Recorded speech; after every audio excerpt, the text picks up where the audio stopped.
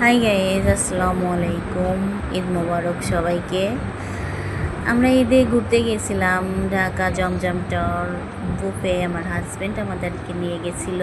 এখানে অনেক রকমের খাবার আইটেম আছে, তার ভিতর চিকেন কারি, বিফ কারি, রেজেলা, নানান রকমের রাইস আছে, নানান রকম কেক, মিষ্টি, ফিরনি এবং বিভিন্ন রকম সালাদ আইটেম আছে। সালাদগুলো খুব মজার, টেস্টি, ভীষণ ভালো লাগছে।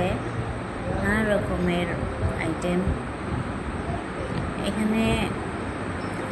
কেক আছে অনেক প্রকার, এক একটা এক এক রকমের স্বাদ, খুবই মজাদার। এখানে যে খুব খুব ভালো লাগছে। আপনারাও ঘুরে এসে বলেন কেমন লাগছে।